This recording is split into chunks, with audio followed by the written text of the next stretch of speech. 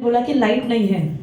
कुछ चीज़ें जब हम पढ़ते हैं सुनते हैं ना, तो ऐसा लगता है कि सच में ये चीज़ें उस पुरानी किसी याद को अ, मतलब मैच करते हैं या उस चीज़ को जोड़ के रखते हैं।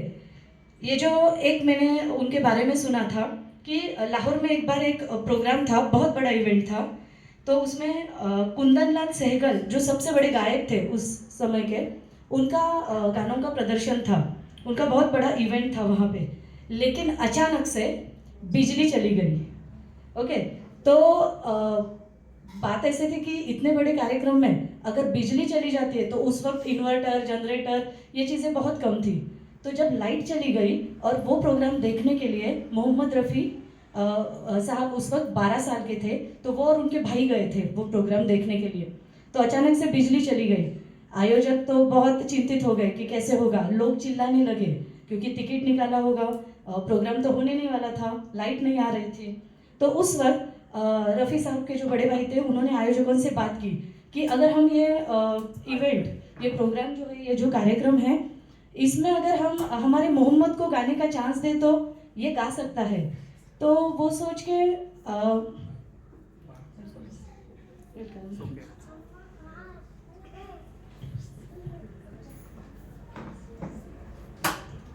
इतनी बड़ी कार्यक्रम में अगर बिजली चली जाए, आयोजक इतने चिंतित हो और जो कुछ सहगल साहब थे उन्होंने तो साफ मना कर दिया था, मैं गाऊंगा नहीं।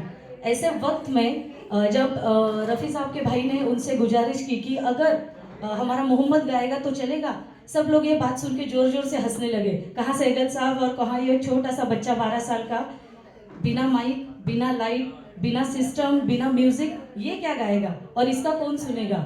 ये बात उस वक्त की थी। हाँ।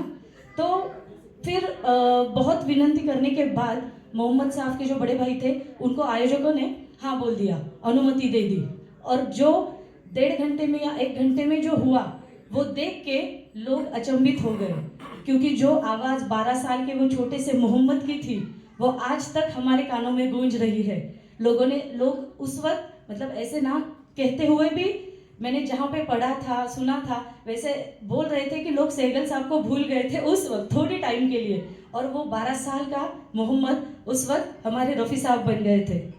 तो आज जब मैं आई तो मुझे लगा बिजली नहीं है, चलो ये बात उस बात को मैच कर रही है। तो जो मोहम्मद साहब थे ना, तो ऐसे समय में जहाँ पे इतनी बड़ी भीड़, मतलब जो लोग थे वो चिल्ला रहे थे, आयोजक चिंतित थे, ऐसे में अगर ऐसे सिचुएशन में ये लोग 12 साल की उम्र में ऐसे कार्यक्रमों को संभाल सकते हैं, ऐसे कार्यक्रम, ऐसे दर्जेदार गाने गा सकते हैं, तो उनके लिए हम ये बोल सकते कि हीरे को परखना है तो अंधेरे का इंतजार करो। हीरे को परखना है तो अंधेरे का इंतजार करो, धूप में तो कांच के टुकड़े भी चमकते हैं। ऐसे ही हीरा थे हमारे रफ़ी साहब। तो उस वक्त ये 12 साल के हीरे ने ऐसा कमाल कर दिया कि हम सब उनको आज तक सुनते आ रहे हैं और आगे भी कई सालों तक रफ़ी साहब को हम भूल नहीं पाएंगे। तब उनमें जब ये कार्यक्रम हुआ था तब उनमें एक प्रसिद्ध संगीतकार श्याम सुंदर जी थे। वो इतने प्रभावित हुए कि उन्होंने आगे बहुत सारे गाने गाने के लिए मोहम्मद साहब को मौके दिए। कल 26 जनवरी है, हम सब जानते हैं कि हर तरफ देशभक्ति पर गीतों की गूंज रहती है। तो हमारे दो बहुत खास जो गाने हैं देशभक्ति पर, अब तुम्हारे हवाले वतन साथियों और ये देश है वीर जवानों का, ये दोनों भी गाने देशभक्ति पर गाने, खूबसूरत गाने हमें रफ़ी साहब ने ही दिए हैं। 1960 में फिल्म 14वीं का चांद के गीत के लिए रफ़ी साहब को अपना पहला फिल्म फेयर पुरस्कार मिला था। और फिर शुरू हुआ ये पुरस्कारों का सिलसिला। ये गिन नहीं सकते हम इन शख्सियत के पुरस्कारों को। रफ़ी साहब जब 31 जुलाई 1980 में हमें छोड़ के गए, तब भारत सरकार ने इनके नाम का डाक टिकट बनवाया था। हम में से कुछ ही लोग होंगे जिन्होंने ये देखा होगा। रफ़ी साहब जैसे कि एक और प्रसिद्ध जाने माने संगीतकार और गीतकार थे जो रविंद्र जैन साहब, हम उन्हें भी जानते हैं। इन्होंने अपनी फिल्म सफ़र की शुरुआत सौदागर फिल्म से की। 1973 में अमिताभ बच्चन उस फिल्म के अभिनेता थे।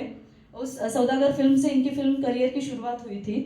ये फिल्म इनको 1985 में फिल्म फेयर सर्वश्रेष्ठ संगीतकार का पुरस्कार भी मिला था।